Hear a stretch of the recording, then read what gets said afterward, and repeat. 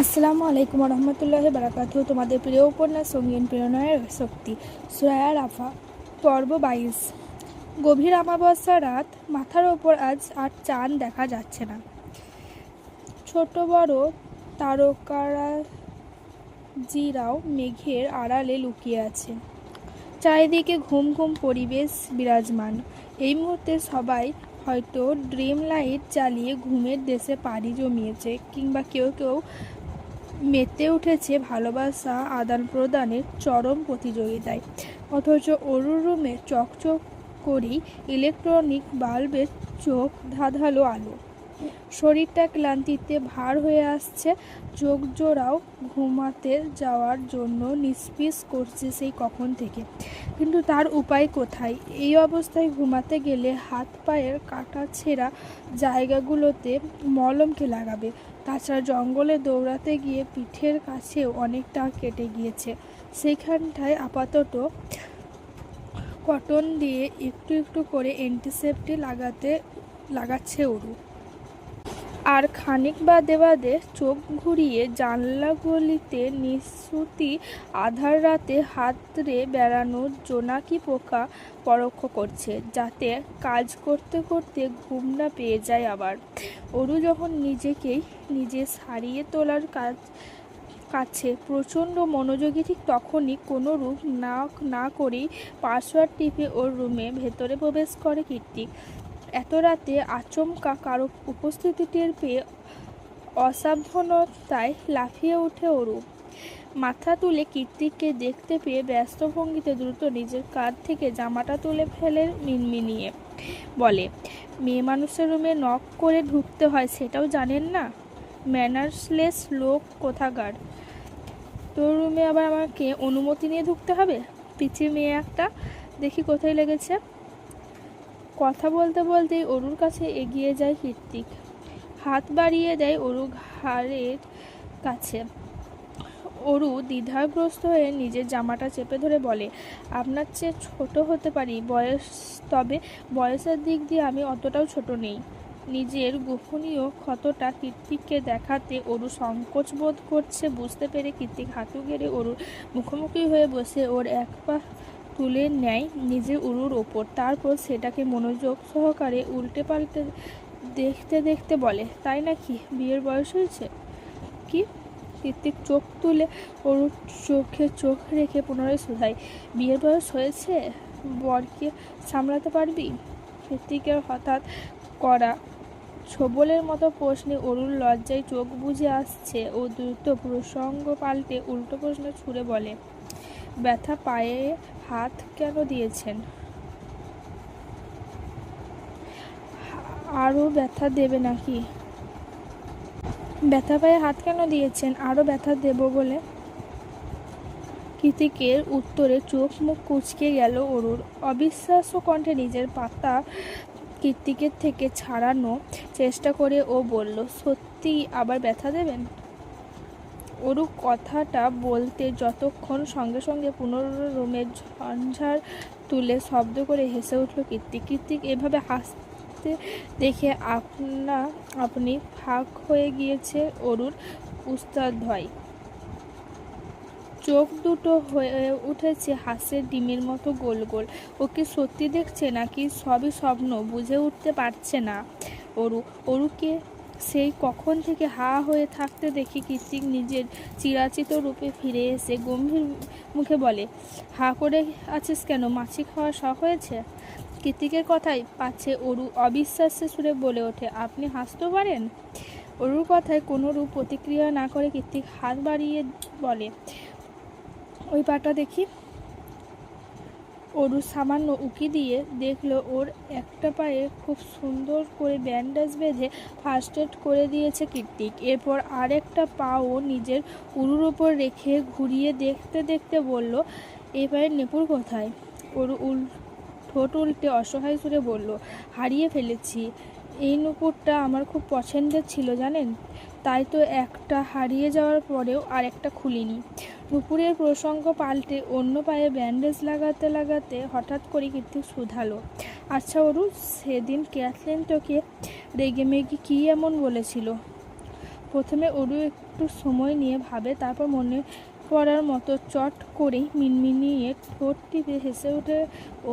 কি ব্যাপার, হাসছিস কেন? ওরু হাসতে হাসতেই জবাব দেয়, হাসবো না, এলিসা আপু কাজিন তো তো আপনার জন্য এক কথায় ফিদা।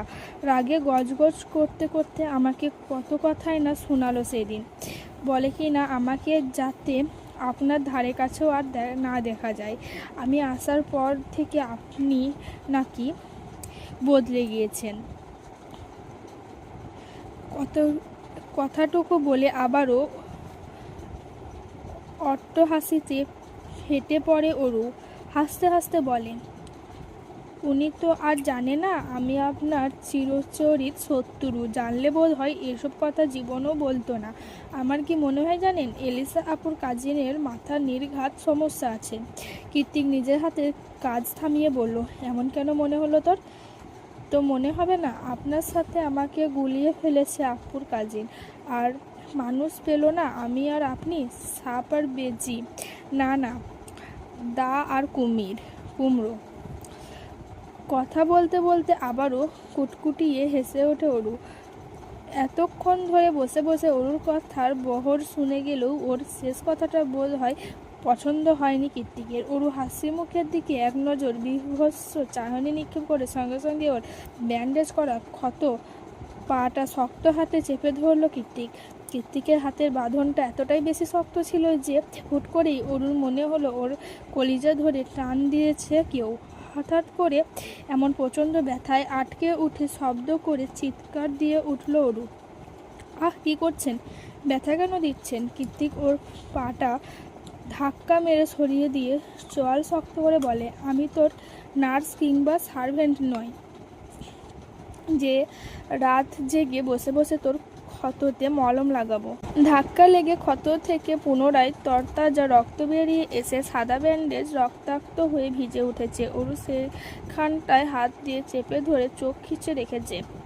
বন্ধ চোখ জোড়া নিয়ে নিঃশব্দে গড়িয়ে পড়ছে অস্বস্তিক্ত নোনা জল। কৃত্তিক তাতে নজর না দিয়ে হন হন করে বেরিয়ে যায়। যাওয়ার আগে শেষবারের মতো পেছন ঘুরে মনে মনে আওড়ায়, তোর ভুল ধারণা খুব শীঘ্রই ভাঙে যাবে অরু, তুই আমার না হলে অন্য কারণ না। সন্ধ্যা হতে না হতেই স্ফটিকের লাল নীল বেগুনি আলোর ঝলকানিতে চিকচিক করছে সুবিশাল ক্লাবের চারিদিক। ভেতর থেকে ডিজে গানের ধিম ধিম আওয়াজ ভেসে আসছে রাস্তা পর্যন্ত। একে একে ভেতরে প্রবেশ করেছে ক্যাডিলাক, মার্সিডিজের মতো নামি দামি গাড়ির বহর। পৃথিবীতে হাতে গোনা নামি দামি যে কয়েকটা ক্যাসিনো ক্লাব রয়েছে তার মধ্যে ব্যাংককের কিং ক্লাব একটি। বছরে বিভিন্ন সময়েই পৃথিবীর নামিদামি পকার প্লেয়াররা জুয়ায় টাকা জেতার জন্য জামেয়াত হয় এখানে। একের পর বেট ধরে জিতে নেয় কোটি কোটি টাকা।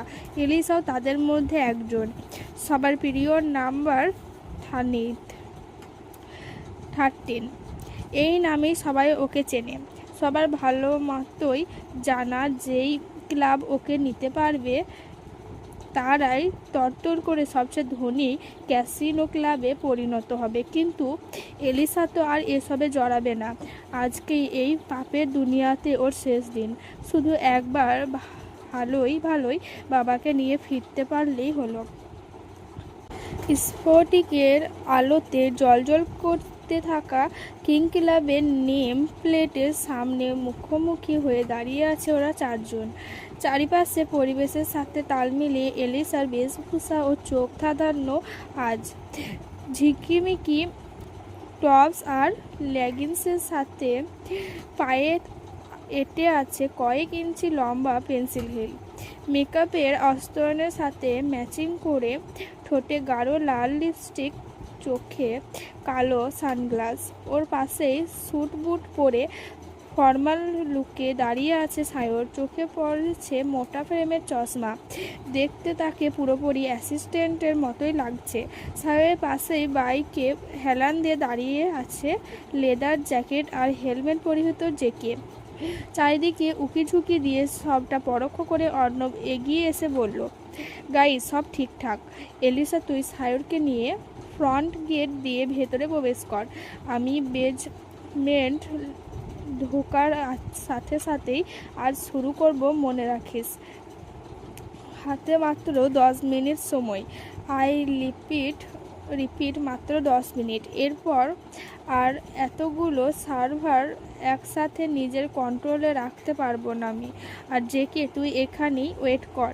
এলিসা ওর বাবাকে নিয়ে বের হওয়ার সাথে সাথেই তুই এলিসাকে নিয়ে চলে যাবি। ওর বাবাকে আমরা ম্যানেজ করব।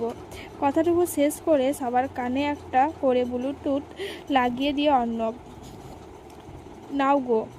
10 মিনিট প্রায় শেষ হতে চলল। কীর্তিক সূক্ষ্ম নজরে কাঁচের দেওয়াল বিশিষ্ট ক্লাবের দিকে তাকিয়ে আছে। এত দূর থেকে ভেতরের কোনো কিছুই ঠাহর করার উপায় নেই। শুধু বোঝা যাচ্ছে এতক্ষণ ধরে জ্বলতে নিভতে থাকা ঝিকিমিকি আলোর বহর হুট করেই পুরোপুরি নিভে গিয়েছে।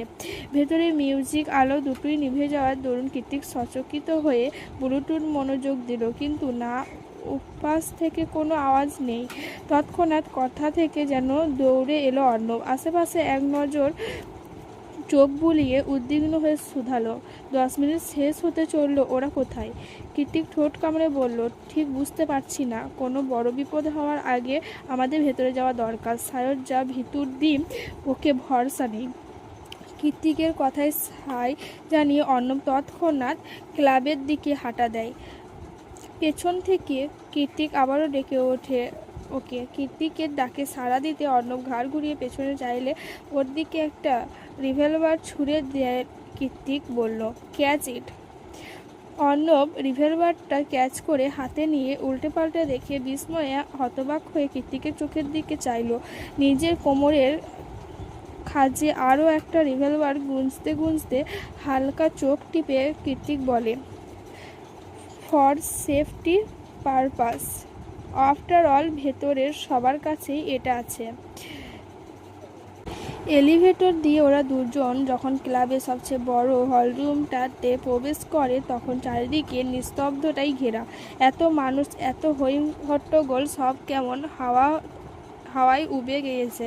বাইরে থেকে আসা নিয়ন আলোতে স্পষ্ট দেখা যাচ্ছে চারিদিকে টেবিল চেয়ারগুলো উল্টে পাল্টে মুখ থুবড়ে পড়ে আছে। অর্ণব কীর্তিক ভুরু কুঞ্চিত করে চোখাচোখি করল। অর্ণব নিচু স্বরে বলল, হোয়াটস রং? সবাই কোথায় হাওয়া হয়ে গেল? যে যেখানে খুশি যাক। এলিসার বাবাকে আমার মোটেও সুবিধার মনে হয় না। লোকটা চরম ধূর্ত। এই মুহূর্তে এলিসা আর সায়রকে সেফ রাখাই আমাদের মেন টার্গেট। কীর্তিকের কথায় অর্ণব হ্যাঁ সূচক মাথা নাড়ালো। তখনই ওর পায়ের সাথে ধাক্কা লেগে একটা কাচের ক্যাসিনো সাজানো টেবিল ঝনঝন করে মেঝেতে পড়ে যায়। সঙ্গে সঙ্গে হলরুমের লাইট জ্বলে ওঠে। ভেতরের রুম থেকে একে একে বেরিয়ে আসে সবাই। সায়র আর এলিসার কপালে বন্দুক ঠেকিয়ে রেখেছে স্বয়ং এলিসার বাবা। ওদের দুজনকে দেখা মাত্রই খুনখুনিয়ে কেঁদে ওঠে সায়র। অর্ণব ওর দিকে তাকিয়ে বিরক্ত সুরে বলে, মেয়েদের মতো কাঁদছিস কেন হাদারাম? তোদের বাঁচাতেই তো এলাম। কীর্তিক এগিয়ে গিয়ে এলিসার বাবার মুখোমুখি হয়ে দাঁড়িয়ে বলল, আবারও নিজের মেয়ের সাথে নোংরা চাল চাললেন মিস্টার ত্রিপিটক। কীর্তিকের কথায় লোকটা কপট হেসে বলল, এত কথা ভাল লাগছে না, চলো সহজ ডিলে আসি। তুমি তোমার বন্ধুকে নিয়ে চলে যাও আর আমার মেয়েকে আমার কাছে রেখে যাও। ওকে ছাড়া আমার ক্যাসিনো বিজনেসটা একেবারে নড়বড়ে হয়ে আছে। লোকটার কথায় কীর্তিক ঠোঁট কামড়ে একটু তাচ্ছিল্য হয়ে হাসলো। অতঃপর ঘাড় কাত করে বলল, গেলে আমরা 4 জনই যাব। প্রয়োজন পড়লে আপনাকে উপরে পাঠিয়ে যাব, কারণ আপনাদের মতো মানুষের পয়েন্টস হওয়ার কোনো যোগ্যতাই নেই। কথাটা শেষ করার সঙ্গে সঙ্গে কেউ কিছু বুঝে ওঠার আগেই এলিসাকে টান দিয়ে ওর মাথায় রিভলভার ঠেকালো কীর্তিক। কীর্তিকের কাণ্ডে এবার অর্ণবও কিছুটা ভড়কে গিয়ে বলল, যে কী করছিস? অর্ণবের কথায় কান না দিয়ে কীর্তিক এলিসার বাবাকে বলে, আপনি ওকে মারতে পারতেন না ত্রিপিটক, কারণ এলিসা আপনার সোনার ডিম পাড়া হাঁস। বাট আমি পারবো, কারণ ও আমার 2 পয়সার কাজেও আসে না। ইভেন নিজেকে বাঁচানোর জন্য শুধু এলিসা কেন, ওদের সবাইকে মারতেও আমার 1 মিনিটও টাইম লাগবে না। জাস্ট পয়েন্ট আর তারপর শ্যুট। এলিসার বাবা হেসে বলল, ভয় দেখাচ্ছ? কৃতিক তৎক্ষণাৎ সায়রের পা বরাবর একটা গুলি করে দেয়। গুলির আওয়াজে গনগন কাঁপিয়ে চিৎকার দিয়ে ওঠে সায়র। এলিসা, অর্ণব ওরাও ভয়ার চোখে তাকিয়ে আছে কৃতিকের দিকে। নিজের বন্ধুকে এভাবে উইথআউট ও ওয়ার্নিং গুলি করতে এলিসার বাবাও খানিকটা ভড়কে গিয়েছে। মনে মনে ভাবছে, এই ছেলে যে যখন তখন এলিসাকে গুলি করে দেবে না তার কোনো গ্যারান্টি নেই। চারিদিকে গুমোট পরিবেশে বিরাজমান। কৃতিক এলিসাকে নিয়েই 1 পা 2 পা করে মেন গেটের কাছে চলে এসেছে। সায়র এখনও বসে বসে কাঁদছে। কৃতিক অর্ণবকে চোখ দিয়ে ইশারা করতে অর্ণব ধীরে ধীরে দরজার কাছে চলে যায়। ওদিকে এলিসার মাথায় গান পয়েন্ট করে রাখায় এলিসার বাবা নড়তেও পারছে না, চড়তেও পারছে না। অর্ণব কাছে গিয়ে আসতেই কৃতিক অস্পষ্ট বাংলায় বলে, দরজার গুপ্ত মন্ত্র বদলে ফেল অর্ণব। কৃতিকের কথায় আগামাথা বুঝতে না পেলে অর্ণব ভুরু কুঞ্চিত করে বলল, কি বদলে দেব? গুপ্ত মন্ত্র। গুপ্ত মন্ত্র? দরজার গুপ্ত মন্ত্র? অর্ণব বিরক্ত হয়ে বলে, আরে ভাই, গুপ্ত মন্ত্র আবার কি? কৃতিক দাঁত কটমটিয়ে বলল, ইংলিশে যদি বলি দরজার পাসওয়ার্ড চেঞ্জ কর তাহলে তো ওরা বুঝে যাবে, ছাগল। কৃতিকের কথায় অর্ণব দ্রুত পাসওয়ার্ড বদলানোর কাজে লেগে পড়ে। ওদিকে অর্ণবকে বুঝতে গিয়ে এলিসার বাবা সহ সকলেই কৃতিকের পালানোর উদ্দেশ্য ধরে ফেলেছে। তাই তারাও ধীর পায়ে ওদের ধরার জন্য এগিয়ে আসছে। সায়র এখনও পা ধরে বসে বসে কাঁদছে। ডান। অর্ণব শব্দটা উচ্চারণ করতে দ্রুত দরজা খুলে বাইরে বেরিয়ে যাওয়া। ওরা 3 জন যাওয়ার আগে দরজা ঠেসে সায়রের উদ্দেশ্যে কৃতিক চেঁচিয়ে বলল, দ্রুত আয় গাধা, তোর পায়ে কিছু হয়নি, তাকিয়ে দেখ, গুলিটা প্যান্টে লেগেছে। কৃতিকের কথায় কানে পৌঁছাতেই সচকিত হয়ে তৎক্ষণি তড়িৎ বেগে দৌড়ে দরজার বাইরে চলে এলো সায়র এবং আর 1 সেকেন্ডও অপেক্ষা না করে দরজা সশব্দে লাগিয়ে দিল কৃতিক। যেহেতু অর্ণব পাসওয়ার্ড বদলে দিয়েছে তাই এলিসার বাবা সহ ক্লাবের সবাই কক্ষের মধ্যে আটকা পড়ে গিয়েছে। বাইরে এসে এলিসা ধাক্কা মেরে অর্ণবের বুকে ঠেলে দিয়ে সায়রের হাত টেনে ওকে নিয়ে দৌড়াতে লাগলো কৃতিক। হঠাৎ এলিসাকে এত কাছে আবিষ্কার করে ও গালে টুকটুক করে কয়েকটা চুমু খেয়ে নিল অর্ণব। এলিসা বিরক্ত হয়ে কটমটিয়ে কিছু বলবে, তার ফুরসত না দিয়ে ওর হাত ধরে অর্ণবও দৌড়াতে লাগলো স্বগতিতে। পেছনে একবার চোখ ঘুরিয়ে পর্যবেক্ষণ করে দৌড়াতে দৌড়াতে কৃতিক বলল, তাড়াতাড়ি চল, ওরও ভিলাতে একা আছে। সায়র ছটার গতি কমিয়ে দিয়ে বলল, তাড়াতাড়ি যাওয়ার কি আছে ভাই, অর্ণব তো পাসওয়ার্ড চেঞ্জ করে দিয়ে এলো। কৃতিক অর্ণবের দিকে তাকে শুধালো, অর্ণব, কঠিন পাসওয়ার্ড দিয়েছিস তো? দৌড়াতে দৌড়াতে অর্ণব মিনমিনিয়ে জবাব দিল, তাড়াহুড়োয় মাথায় কিছু আসেনি, তাই এলিসার নাম দিয়ে এসেছি। অর্ণবের কথায় ওরা সবাই আহম্মক বেনে গেল। কৃতিক দাঁত কিরমির করে বলল, ইডিয়েট, আগে বলবি না? জলদি দৌড়া। ক্লাবের নিচেই বাইক রাখা ছিল। একটা বাইকে কৃতিক আর সায়র উঠে পড়ে, অন্যটাতে এলিসা আর অর্ণব রাইড করতে পারে না, তাই এলিসাই ওদের বাইকটা রাইড করছে। রাইড করে কিছু দূর যেতেই পুলিশে কল দিয়ে সায়র নিজের নাম পরিচয় গোপন করে ক্যাসিনো ক্লাবের ঠিকানা দিয়ে দিয়েছে। ওরা এখন পুরোপুরি আশঙ্কামুক্ত। ব্যাপারটা বুঝে আসতে বাইকে বসেই গুনগুনিয়ে গান ধরেছে সায়র। কৃতিক রাইড করতে করতেই বলল, কী রে, এমন একটা সময় তোর গানও মনে পড়েছে? একটু আগেই তো ভ্যা ভ্যা করে মেয়েদের মতো কেঁদে ফেলেছিলি। তা কাঁদবো না? তুই কিভাবে পারলি আমাকে পয়েন্ট করে গুলি ছুটতে? তোর গায়ে তো আর লাগেনি। আমার নিশানার ওপর আমার কনফিডেন্স আছে। কী রে, কী করে শিখলি এত ভালো গান পয়েন্টিং? কৃতিক মৃদু হেসে বলল, মন্ত্রীর ছেলে বলে সেলফ প্রটেকশনের জন্য বাবা স্পেশাল ট্রেনার দিয়ে শিখিয়েছিল। কৃত্তিকের কথায় সায়র ঠোঁট উল্টে মাথা নাড়ালো। বাংলাদেশের কথা মনে পড়তেই সব রেখে কৃত্তিকের মস্তিষ্কে হানা দেয় শুধু মাত্র অরু। অরুর কথা মাথায় আসতে কৃত্তিক বলে, সায়র ধরে বস। আমাকে কি তোর মেয়ে মনে হয় যে সিনেম্যাটিক ওয়েতে ধরে বসবো? না ধরলে নাই, আমি জাস্ট ওয়ার্ন করলাম। কথাটা বললেই হাওয়ার বেগে বাইকের স্পিড বাড়িয়ে দিল কৃত্তিক। সঙ্গে সঙ্গে ওর কোমর চেপে ধরে সায়র কাঁপতে কাঁপতে বলে, একটু স্পিড কমা ভাই, ভয় করছে, বমি করে দেবো তো। পসিবল না, ওরও একা আছে। এই বলে আবারও ফ্লাই ওভারে টান নিল কৃত্তিক। সামনে পেছনে চারদিকে সব কিছু ঘোলাটে লাগছে। মাথাটা চলন্ত ফ্যানের ন্যায় ভন ভন করে ঘুরছে।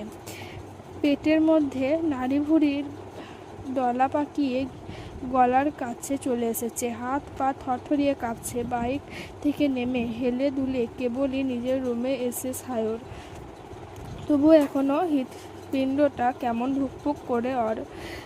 তাই হাই স্পিডে বাইক রাইড দিয়ে ওকে এক প্রকার রোগী বানিয়ে ছেড়েছে কৃত্তিক। রুমে এসে মনে মনে কৃত্তিককে 14 গোষ্ঠী উদ্ধার করেছে সায়র। হাত পা ছড়িয়ে বিছানায় গা এলিয়ে দিয়ে জোরে শ্বাস নিতে নিতেই কটমটিয়ে সায়র বলল, কোনো অলক্ষণে ওর মতো মানুষ আমার বন্ধু হয়েছিল কে জানে।